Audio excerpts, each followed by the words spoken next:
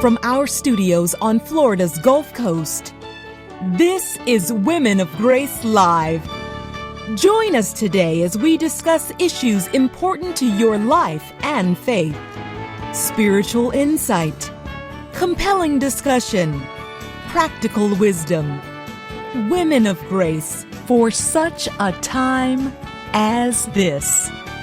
Now, here's Elena Rodriguez in for Jonette Bankovic.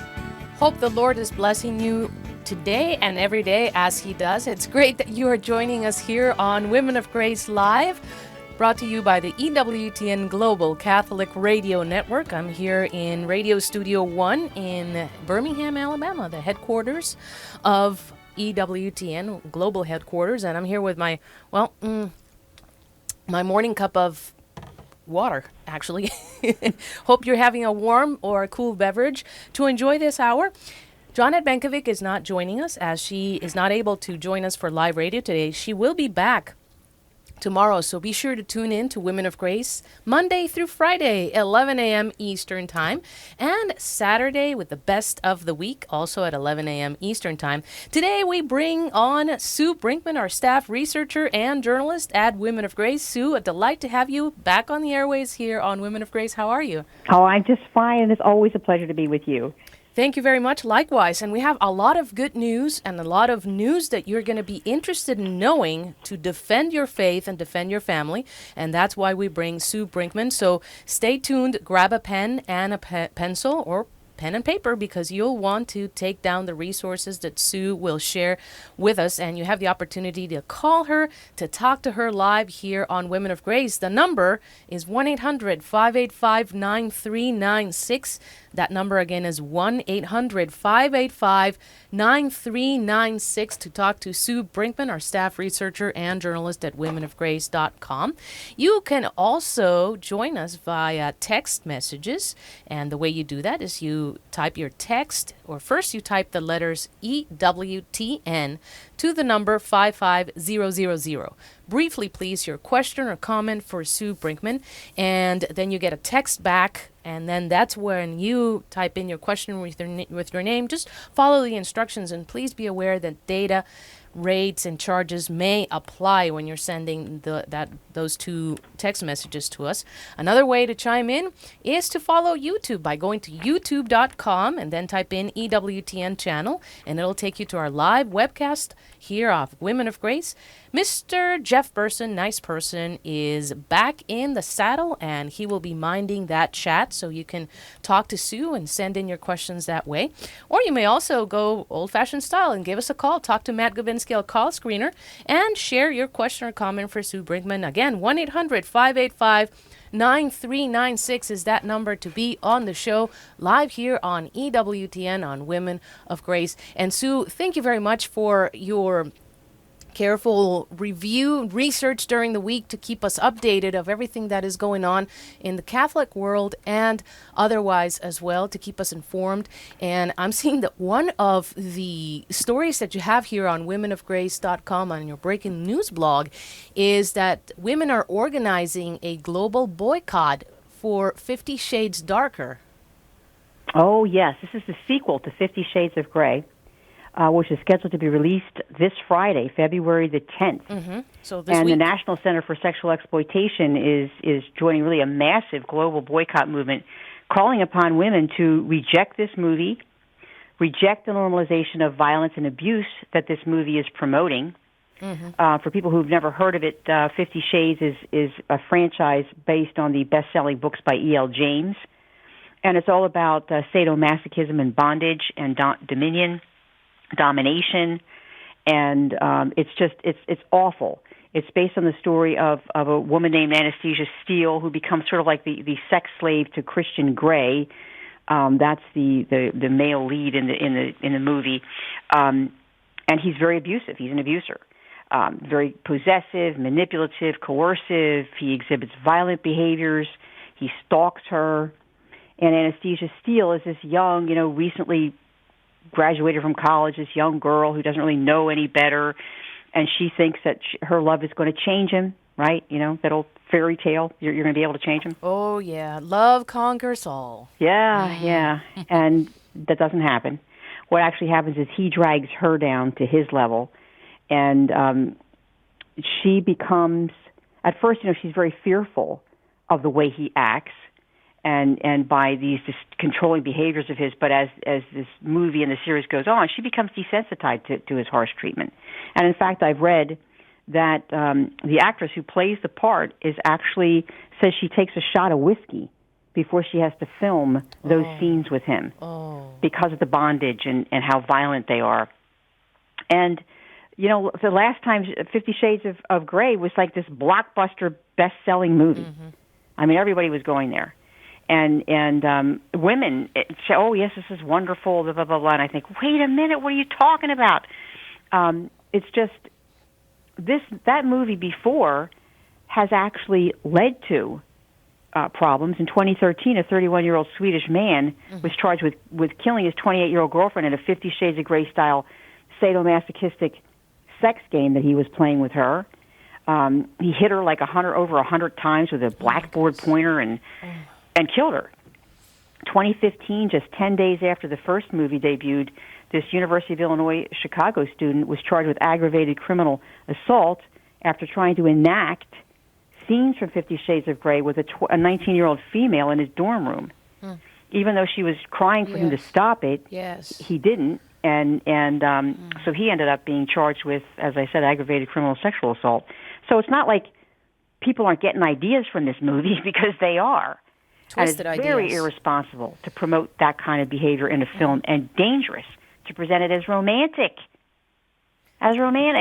That's the thing, because it's sold to us as, it's just a nice little romantic fantasy that you're having. It's a very girly thing to do, and the giggles and all that. And maybe our callers are in a situation where they have some of their girlfriends talking about it, chit-chatting about it, and getting all excited and not realizing what this all entails. If you are in that situation and you wish maybe you had a little bit more resources or arguments to share with your girlfriends to warn them about what is going on, if you would like to bounce that off Sue Brinkman, the number to call is 1-800-585-9396. That number again is 1-800-585-9396.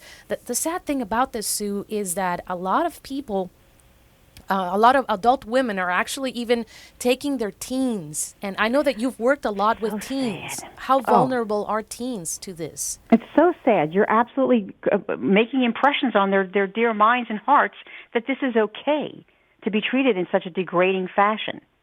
And this is especially wrong in light of statistics showing that North American girls born today have a 50% chance of being physically or sexually abused due to this pornification of our culture, as it is, without having movies like this glorifying, taking it a step further, and now getting into violence, as well as sexual exploitation. And now they're adding violence on top of that. So it's terribly irresponsible. It is not in the least bit romantic. And there's campaigns out there that are cropping up now all over the world.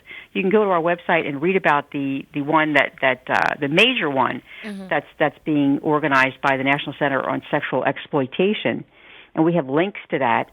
But you're going to be able to, instead of going to the movie, donating to abused women's centers, in shelters for women, and doing something with that money that's going to help women who know the truth. I've discovered the truth really the hard way. By being subjected to this kind of stuff and subjected to abuse. And, you need to talk with them about how romantic this is, because it isn't. It's not. In reality, it's not romantic. It's only in Hollywood. It's only on a movie screen that it's romantic and fun and okay. It's not. That is not love. Love does not harm a person. Love doesn't hurt people. It suffers with people, but it does not hurt them. So I think that we could do much better with our money, ladies, if we go on out there and get involved in the campaign. It's called 50shadesisabuse.com, and it's written out the word 50. It's FIFTY. 50shadesisabuse.com. That's the campaign website, and it gives you all kinds of ways to spread your view that this is violence and that this movie is not about a love affair. It's about abuse, it's about violence, and it's about grooming a young girl for sadistic sex. That's what that movie's all about. That is the real war on women. And we are being subject to it. And we're actually being asked to promote it and to be happy about it when we should actually be pulling out our stop signs and say, wait a minute, let's think about this. Thank you very much, Sue Brinkman, for warning us about this. And if you want to read more about this very important story, you can go to womenofgrace.com and then tap on the breaking news blog where our guest today, Sue Brinkman, always keeps us updated on the news of the week, and she does several postings, uploads, and postings a day to keep us informed. I'm already very glad that we are seeing people calling in. Anne is going to be with us in just a moment. You can call in as well, 1-800-585-9396. We're going to talk to Anne. We're also going to talk about President Trump's nomination of Judge Neil Gorsuch to the U.S. Supreme Court and the reaction that is generating among the abortion industry. Very interesting investigative story for Sue Brinkman. All that ahead here for you on Women of Grace on EWTN Radio. Stay tuned. Hello, friends. I'm Janet Benkovic. At Women of Grace, we like to simplify and amplify all of our apostolic efforts to provide cutting-edge, state-of-the-art assistance for your journey of faith. This is why we are offering for just $8.95 per month a Women of Grace membership. In it, you're going to be provided with products including TV episodes, radio programs, CDs, webinars, and so much more, all for your viewing and listening pleasure at your convenience. Visit our website at www.womenofgrace.com. As an EWTN media missionary, your task is to prayerfully take EWTN to your parish and community through the print and electronic media we provide. Visit EWTNmissionaries.com today and join us in sharing the eternal word with the world. February 6th, Feast of St. Paul Miki and Companions. Dorothy Day said, "The act and spirit of giving are the best counter to the evil forces in the world today, and giving liberates the individual not only spiritually, but materially." Let us reflect. Why is generosity both a liberator of the individual and an effective counter to the spirit of the world? How can I practice this virtue with greater consistency and love? Today, I will ask St. Paul Miki and Companions to pray that I too might be generous, even to the point of death. If you'd like to receive a daily Graceline by email, go to womenofgrace.com and click on the word Graceline, and then check the box Receive Gracelines. That's womenofgrace.com. Hello, this is Bishop Robert Baker from the Diocese of Birmingham in Alabama. I'm Peggy Normandin, but you can call me Catholic. Hello, friends. This is Father Wade Menezes of the Fathers of Mercy. Thanks for listening to the EWTN Global Catholic Radio Network. 13 minutes past the hour here on EWTN Radio's Women of Grace. Elena Rodriguez sitting in for Janet Benkovic. She's not available to do the show today, but tune in tomorrow because she will be back here on Women of Grace. And we have Sue Brinkman, our staff researcher and journalist at womenofgrace.com, to share the news stories of the week for us and with us. You can call in, be part of our show, 1-800-585-9396. That number again is 1-800-585-9396. The first story that Sue has shared with us this morning is that women are calling for a global boycott of the movie 50 Shades Darker. And Sue, we have Anne listening in Pennsylvania. Anne, you're live with Women of Grace. Go right ahead. What's your question for Sue? Actually, I have a comment. As a survivor of spousal rape and attempted murder, I want people to take this seriously. There really are men out there who have the mentality of the male in this series of books.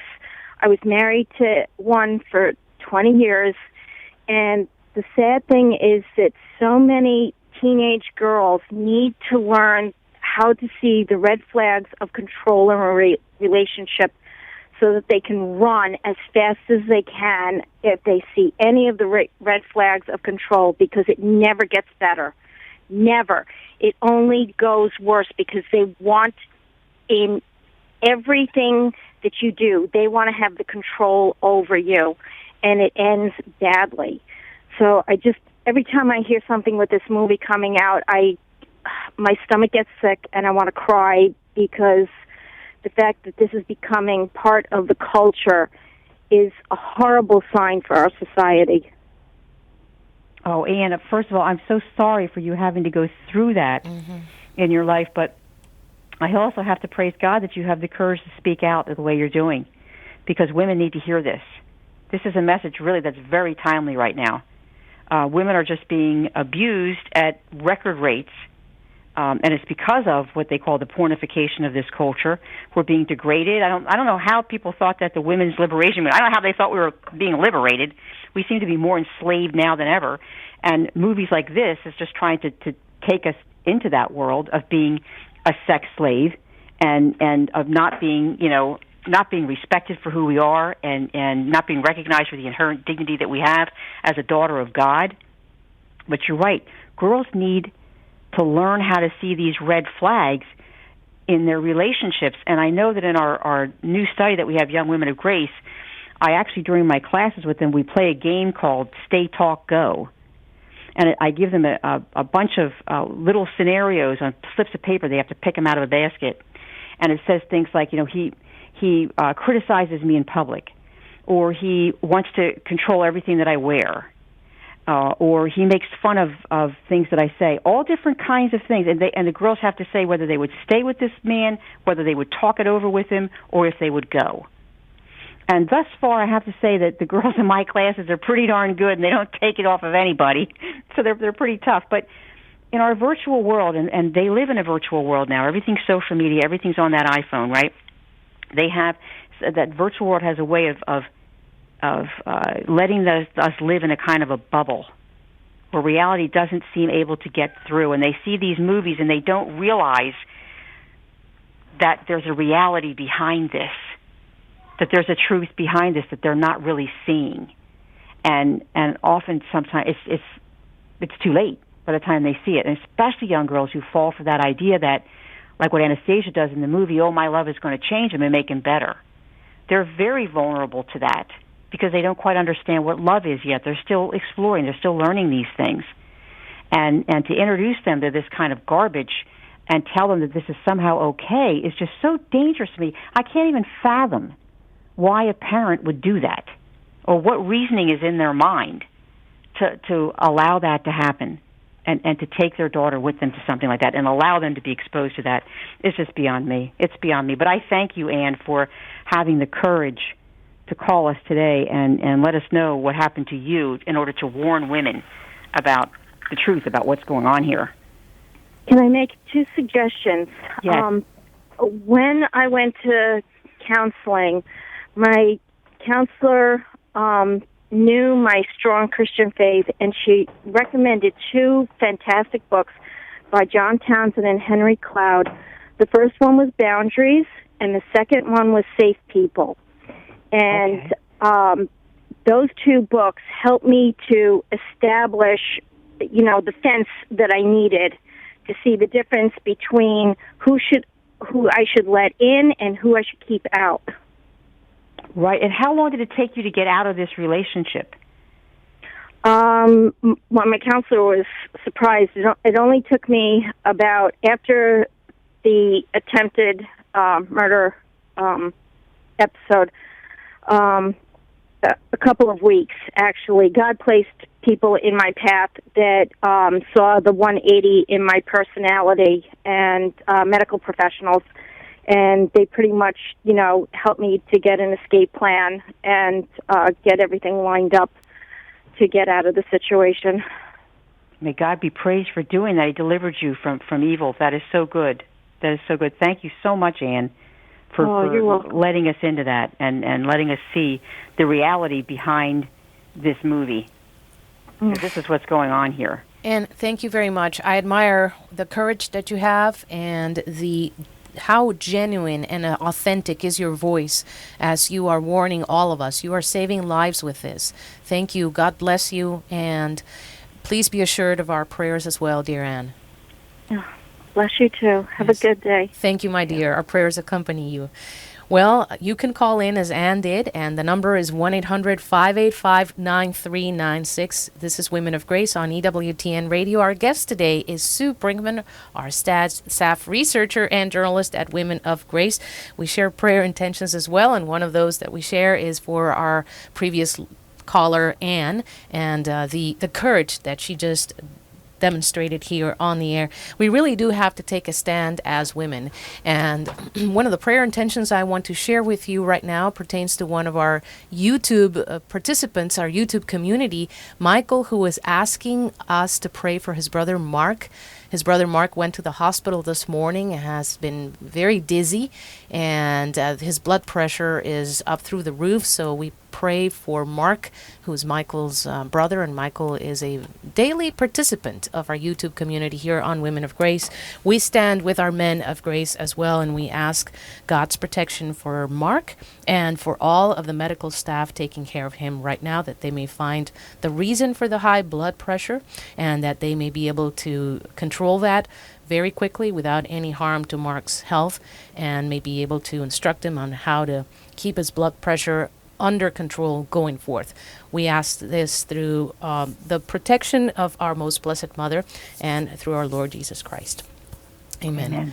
Well, it is so interesting, Sue, that we have you here today to comment on a news story that has been really creating concentric circles of reactions all over the country, and that would be President Trump's nomination of Judge Neil Gorsuch to the U.S. Supreme Court. And now the abortion industry is trying to boycott Gorsuch. Oh, they are. You know, and I looked at how they reacted to tell what was Neil Gorsuch's background as far as abortion. You know, he doesn't really have a paper trail, has not really written any decisions or any rulings on abortion-related issues. And so we're kind of shooting in the dark here to figure out, okay, well, how does he really stand on life issues? But then I saw immediately how narrow, Pro-Choice America, they just came right out and were attacking him and saying, he poses an existential threat to legal abortion. The stakes couldn't be higher when it comes to our rights. And then, Neil Gorsuch has contributed to anti-choice politicians for decades and has a long career linked to anti-choice politicians and judges. I thought, well, there's a good sign about Gorsuch. And so the way they reacted really is kind of what led me to start looking into him and looking into his background.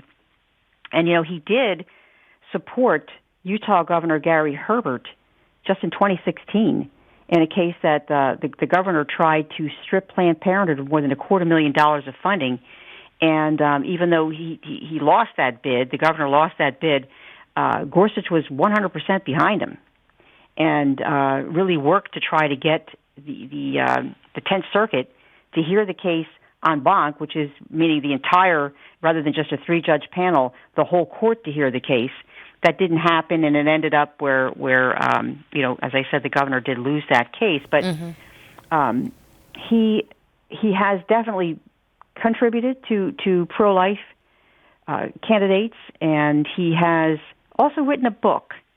And this is very interesting. In 2006, he wrote a book entitled The Future of Assisted Suicide and Euthanasia. And in that book, he makes a case for what he calls the intrinsic value of human life and its correlation to equal treatment under the law. And he makes the case in that book, and this one I thought was very interesting. There's no constitutional basis exists for preferring the mother's liberty interests over the child's life. So that's very revealing about his position there. Because, and this is a live action pointed this out, Roe v. Wade opted to dodge the whole question of personhood, which means that Gorsuch could be giving us a strong hint as to what he thinks of Roe, even though it's not an outright condemnation of it, but it could be what does he think of it. And Gorsuch also wrote in that same book, he said, to act intentionally against life is to suggest that its value rests solely on its transient instrumental usefulness for other ends.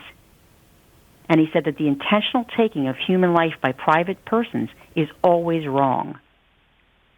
Now, Hot Air's Ed Morrissey, who read the book, he concluded, and he said this specifically, he said Catholics would be very, very comfortable and familiar with Gorsuch's reasoning on sanctity of life basis for equal treatment. And it certainly sounds that way to me. Of course, Gorsuch is also under fire for siding with Hobby Lobby, as well as his support for Little Sisters of the Poor. He was on their side for that, and they are up in arms about that, that he's going to somehow be discriminatory, and he's going to, put a substantial burden on women who want to have abortions or to have free contraception and that sort of thing. So they're going after him for that as well. But on the other side of the aisle, everybody's praising him.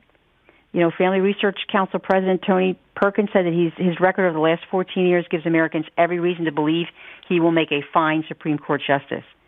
Marjorie Dannenfelser, she's the president of the Susan B. Anthony list, called an exceptional choice with a strong record of protecting life and religious liberty. We need to have that on our court. This is one of the reasons why so many people went out and voted for Donald Trump, because as we remember, this was an election that had two very unattractive candidates. And one of the reasons that many people went out and voted in the first place was because of the Supreme Court and what this election was going to mean for the future of that court. So we now see with this first judge nomination that the president is keeping his word, that he is going to elect a conservative judge to the bench, and that's exactly what he's put forward here. So we need to pray that he will get through. I know there's all kinds of conniving going on right now to try to stop him, but it's going to be, they're saying it's pretty much impossible for them to do it, to stop the nomination, that he will more than likely be sitting on the court. Now, how soon that will be, we don't know. We'd love to get him onto the court by April so we can rule on some of the cases that are coming up, but if we can get him on there at all, I'm happy. Yes. With all the controversy, I would imagine it would take longer than April, but it'll take what it'll take. That's right. Yes. That's right. And so we need to just pray that this process will go through, that it will be fair, and that we will be able to seat this man on the bench. And he's only 49 years old, so you're talking about, really many, many years of being on the Supreme Court, many, many years worth of rulings. And I'm thinking that we want somebody like this for our children to be making decisions during the time that our children will be running this world. We're going to want to have somebody like Neil Gorsuch on the bench. So that's the way it looks now for Judge Neil Gorsuch. As a news analyst, Sue Brinkman, how likely do you see the beginning steps of overturning Roe versus Wade in this scenario that we have now? Not the way it is now. In the court, the way it is now, no. I think that if we had one more liberal justice resign or retire, and then we appointed another conservative who was pro-life, then I think there is a very good chance of it. Because even Ruth Bader Ginsburg said that Roe v. Wade was bad law. Even she said that it went too far. And all it did was open the door for the pro-life movement, which has been so effective for the last 40 years.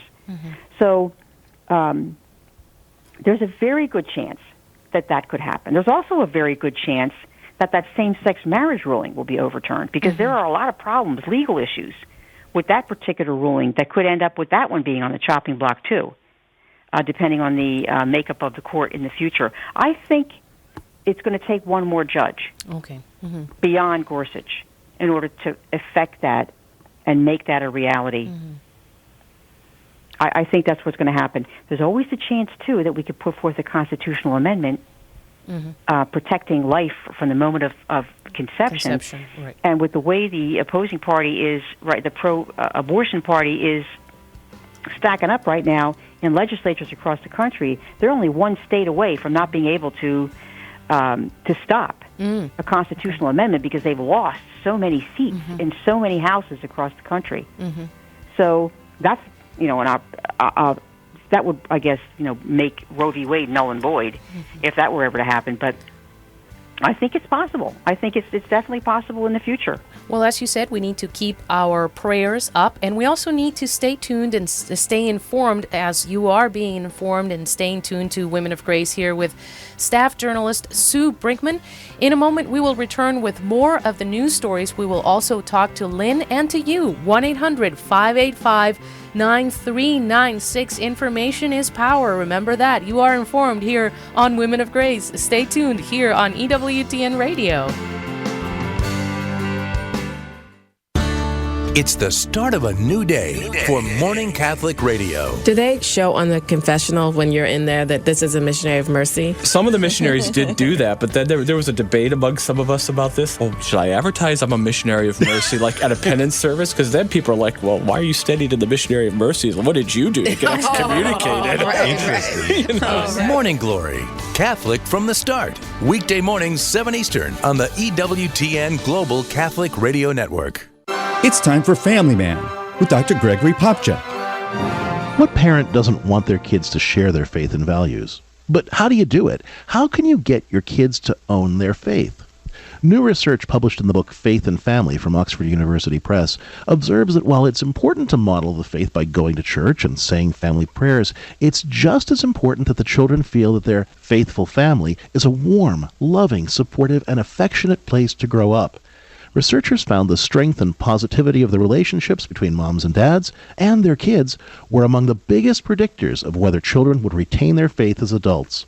To raise faithful kids, in addition to faithfully going to church and saying family prayers, be affectionate with your kids, play as a family, have weekly family days, create a true community of love. Your children's faith depends on it. I'm Dr. Greg Popchak, but you can call me Family Man. To discover more ways faith can enrich your life, visit CatholicCounselors.com.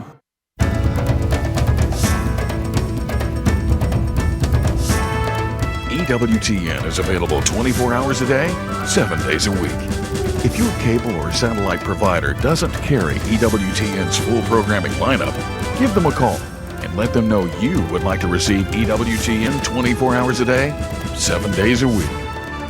For more information, go to EWTN.com and click on Television.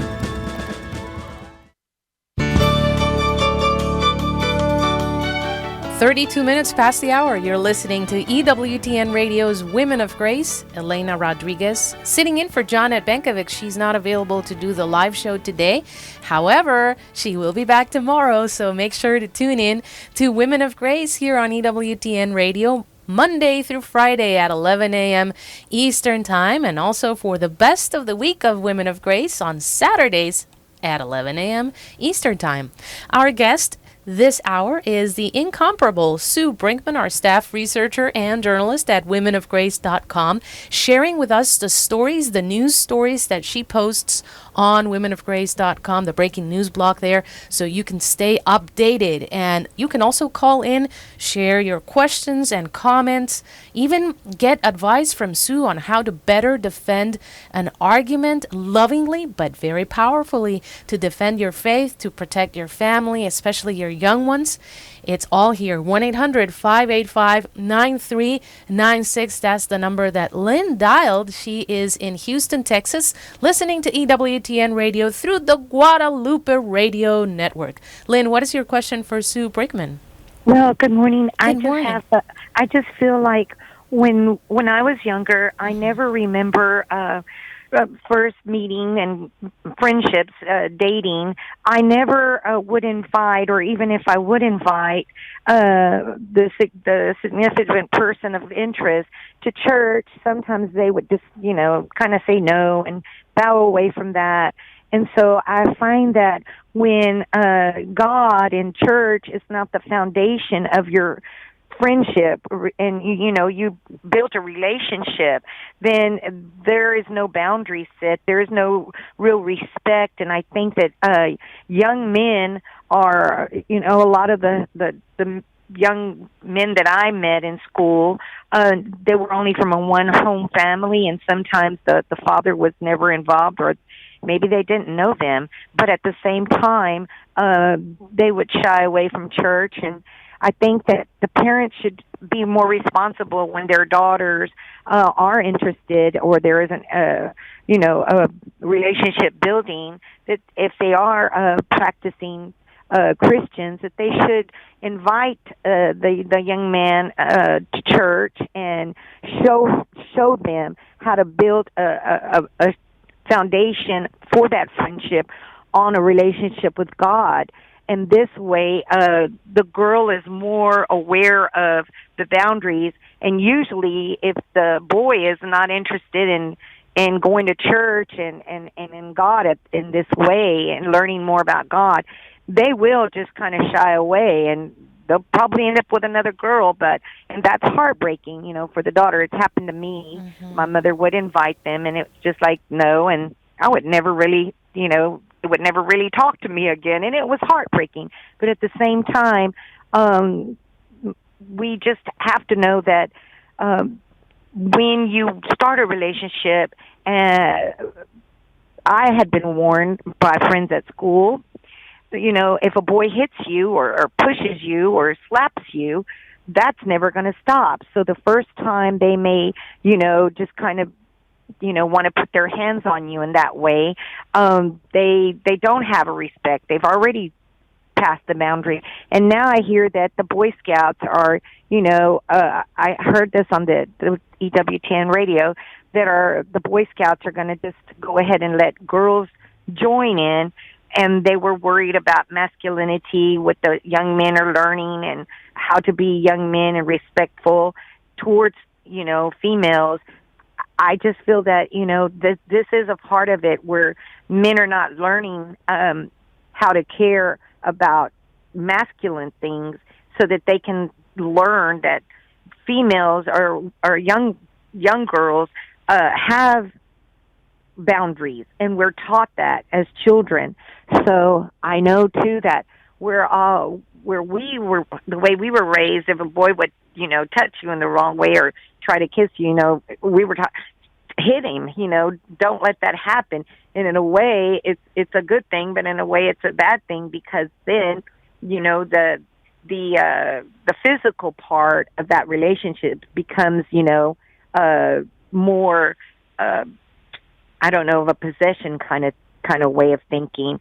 I think that when you have God centering your relationship, that possession is not there. And I see so many young people that are not instructed on how to have develop their friendship. Mm-hmm. It's right away. It has to be a physical relationship, or the boys are not interested in the girls anymore, and they go on to the next girl. You bring up a very good point, Lynn. Please stay on the line. I'm very curious to see what Sue has to comment on that. Oh, I absolutely agree with her that relationships, parents need to sit their girls down and their boys and talk with them about relationships once they become old enough to understand this.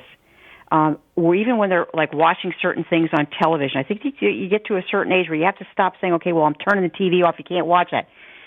You get to a certain point where you've got to start preparing this child for the world and for the reality of the world, and watch the show with them and show them why it's wrong. And show them some of these shows. Why are the women in this particular show being degraded? Like when you get into the Real Housewives type things. Why is that happening? What's wrong with that? This is the way that you give your child a Catholic lens. And I know I got this from a developmental psychologist who said, that's one of the mistakes we make. We try to shield them too much for too long. And sooner or later, you need to sit them down and let them see them and say, okay, this is what's going on out in the world, and this is what's wrong with it. You have to be able to confront that with them and say, okay, this is what's going on. And as far as the guys are concerned, I had 4 brothers, so I kind of see the other side of the picture, too. And we give them a lot of mixed messages. The feminists want respect, but yet they say that sex without responsibility is empowering to them. They get a lot of mixed messages from us, too. So I think we both have to sit down and do some soul searching here about relationships, what makes a healthy relationship healthy, and what is destructive in relationships, what kind of behavior, what the boundaries are. What kind of respect we need to show to one another. And yes, if we could have God in those relationships, how wonderful that would be, to be able to meet your spouse at church and know that they are a church-going person. That's why I love these youth groups, because I know that the youth group in my own parish is very, very active and brings a lot of boys and girls together. And they get to meet each other. They have peers who are Catholics and who are God-fearing, and hopefully that will stick around with them as they move into college and that. Because you know what happens when they get to college. Then you get into date rape and the friends with benefits, and They really get thrown into a real pressure cooker where this comes from, and they need to be prepared for it. And girls need to be told, this is how you speak up for yourself. You need to say no. And when it's no is no, and then you get up and you walk away. And you don't go out with the guy again if he's treated you wrong the first time, because there's always going to be another time. There's always going to be another time. So that's it. You're not going to save him. You are not going to save him. And that's one of the things that, I find so damaging about this 50 Shades Darker movie is how Anastasia, that's the fundamental premise for her being with this guy, is that her love is going to change him. This is exactly what we don't want to tell girls. It's not, if he's acting that way, he needs a lot more than your love to change him. And he needs counseling. He needs, psychological help. He needs mental health expert to work with him, not your love. Your love can maybe support him in that's a wonderful way, but your love isn't going to be what turns somebody around who believes that this is the way that you treat someone you supposedly love. Value yourself, respect yourself, don't put yourself in harm's way. If a train is coming, you're not going to stop it by standing on the tracks and just pushing your arms forward like Superman would stop a train. You need to respect yourself. You are a daughter of the Most High. You should be treated like a queen, like a princess. And when you respect yourself, it'll be easier for others, especially the opposite sex, to respect you. So you have to set the record high. Men like challenges. Challenge them to become better, to respect you, to put you on a pedestal. There's nothing wrong with that. Absolutely, and I think that that girls need to get that message. But there's a lot of peer pressure on these young girls. There's a whole lot of peer pressure on them, and I see this, just working with young girls in the Young Women of Grace program, and how much pressure there is on these girls out there to really behave and act in ways that they really don't want to. They really don't want to act like that. But they feel like if they don't, they're going to be alienated, they're going to be ostracized, nobody's going to like them, they're going to be ridiculed, even like in the way they dress and that sort of thing. So, we have to really let our hearts guide us when it comes to working with our teens and our youth, and really help them to see what real love is. Exactly. That's the main point. Exactly. We are here on Women of Grace with Sue Brinkman, coming to you live through EWTN Radio. I want to give a shout out to everybody listening to us through the EWTN app.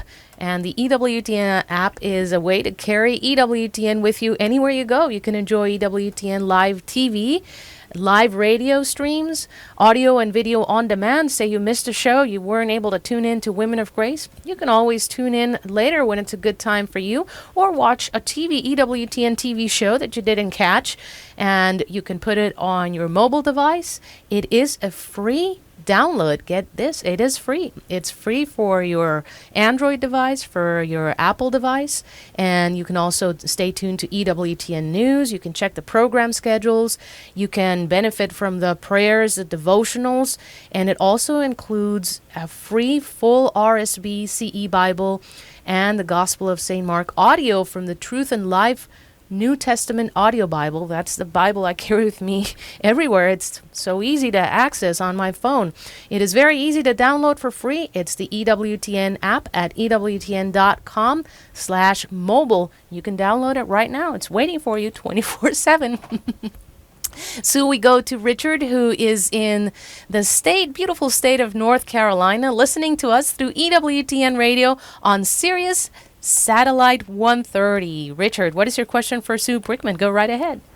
Well, I want to actually bring up a program that we use in my church. It's called the Our Whole Lives program, and it incorporates a sex education program and an ethical behavior program between boys and girls. It starts in the middle school grades. You have to be a certified, trained mentor to conduct the program. My son is a Marine Corps combat veteran. He is currently serving as a mentor for our training program. And because we're a fairly ecumenical denomination, we have young people from some Catholic kids, we have Presbyterians, we've had Jewish kids. It's a pretty widely known program. It's called OWL, Our Whole Lives, and it really incorporates a combination of sex education and ethical behavior between boys and girls. And we get a lot of compliments on the program, and it seems to work well. And I just wanted to bring that up because I enjoy your show, but for the non-Catholics that are listening, check with your own denomination. You may have a program of that type available for young people. That's a great suggestion, Richard. Thank you so much. Now, is this suitable for like in youth groups? It is done very structured. Okay. As a matter of fact, it is when the young people are in the OWL sessions. Those sessions are held in such a way that there's nobody wandering in and out. There's not a stray person that's not part of the program observing. It's there with the mentors. It's team groups of usually 4 to 5 adults working with 10 to 15 young people. Mm-hmm. It's a multi-week program. The kids are given confidentiality where they can speak openly about experiences they've had. Because we're really trying to hammer down with the ethical behavior concept. Yeah, that's the one I really like to hear about that. The ethical. Yes, that's great. That is super. You know, a lot of that component was in a lot of abstinence education programs, but over the last few years, the funding for those programs has been just about gutted. But that ethical component was very much a part of that, and an abstinence education would get into.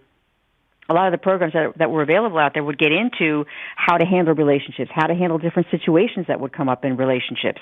That was a very good component in abstinence education. But as I said, that's pretty much fallen by the wayside. And everybody said, "Oh, abstinence ed is full of bad data, and it's just not safe, and this, that, and the other thing."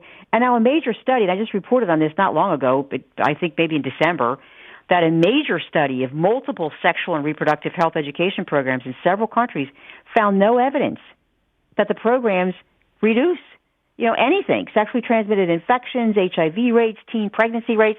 They're not effective. They're not working.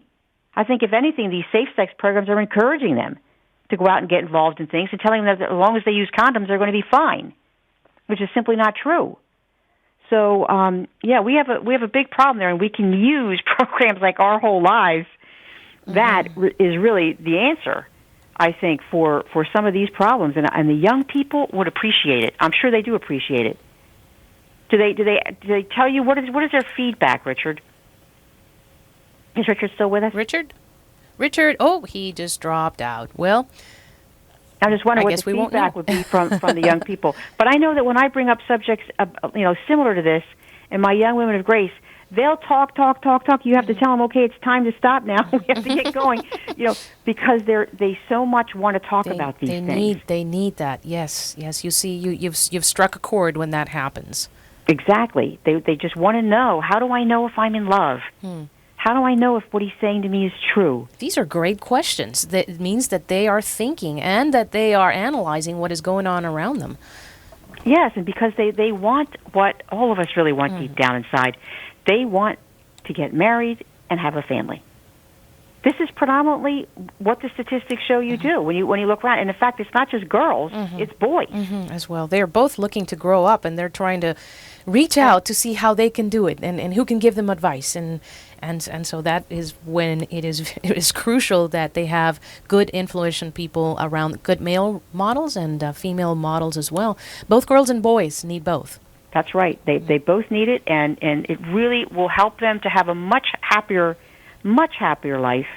And especially, I say to parents who've been through divorce, boy, you have such a wealth of knowledge about the rights and the wrongs and what to do and what not to do in a relationship. Boy, what you could spare your child if you sit them down and talk with them when they're old enough to understand it. Sure. And tell them, this is what went wrong here. This is what you need to do. Boy, they could learn so much from you, rather than just all the negative aspects of divorce. Don't let all that good knowledge go to waste. And we are here to empower you at Women of Grace on how to do it. Our guest is Sue Brinkman, our staff researcher and journalist at womenofgrace.com, sharing the news stories of the week. And we want you to be a part of this show as well. The number is 1-800-585-9396. That number again is 1-800-585-9396. Imagine a scenario where your teen does not have to get your consent as their parent, your consent to have an abortion. And you will be knocked off your chair when you find out who is pushing for this. Sue Brinkman has the story. Oh, my goodness. What a sad story. Yeah. This is from the American Academy of Pediatrics. They issued a policy statement reaffirming that they believe teens have a right to obtain an abortion even without the knowledge and consent of their parents. It's called, their statement's called The Adolescent's Right to Confidential Care When Considering an Abortion. It says that teens should be encouraged to consult their parents regarding pregnancy, but that parental notification laws aren't good.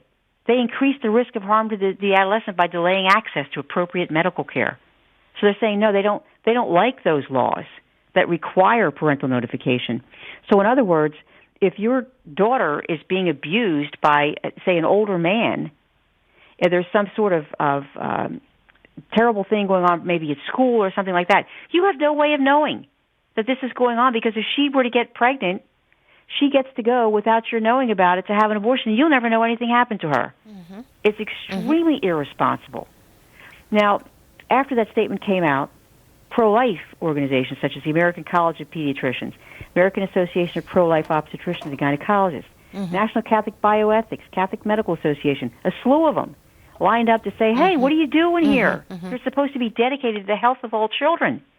But in rendering a decision like that, you're profoundly hurting the health of children twice. First, by ignoring the grave psychological and health and safety risks posed by abortion, and second, by enshrining it as a right, the decision for a child to procure the death of their own child. So, actually, it flies in the face of what their whole mission statement is. So they're especially concerned about incest and abuse cases that should be raised when a minor presents for an abortion. That's supposed to be reported to law enforcement and that sort of thing. But no. The AAP statement says, parents don't need to be told about this kind of stuff. You could just take care of it because they have the right to access their health care. So we can't give them an aspirin in school. You can't do that, but without the parents' consent. But they can go and be taken for an abortion. You need consent to get your ears pierced. You do. I mean, is this topsy-turvy? I mean, if this is not politics run amok, I don't know what is. That's exactly what it is. This is all abortion politics being played out, really, upon our most vulnerable, which are, I hate to say it, the main market for Planned Parenthood. I mean, this is where they make all their money, is for teens coming there for contraception or abortions. And I just think it's sad. It's sad that a professional organization like the AAP would endorse something like this. It's just very, very sad. What is our world coming to when our professional healthcare associations are saying it's okay for teens to not only get abortions and put themselves through that, but don't let their parents know about it. Yes. And we only have about a minute and a half left, Sue, but what do you recommend for concerned mothers to do to stop this from even becoming a possibility? Oh, they need to just contact the American Academy of Pediatrics. They need to send them a letter, send them an email, and let them know how against that policy that they are and why, so that perhaps they can rethink this and maybe in the future at some time put out another policy that's protecting our teens from the ravages of abortion and possible sex abuse, rather than throwing them really into the jaws of the shark, which is what they're doing here with this. They need to contact the American Academy of Pediatrics and let them know what you feel about that. And the Sometimes information. that's the only way to change them.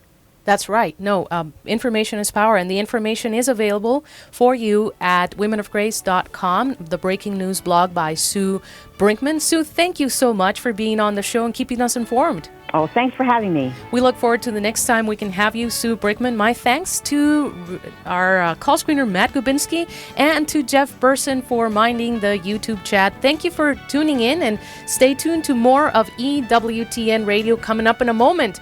Take Two with Debbie and Jerry. Their topic, that didn't go as planned. Has that happened to you, that something doesn't go as planned?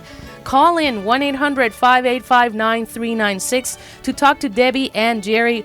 Their show will begin in just a moment. It's a caller-driven show, so it's for you. Stay tuned to more of EWTN Radio. This is Elena Rodriguez asking that the Lord may bless us all.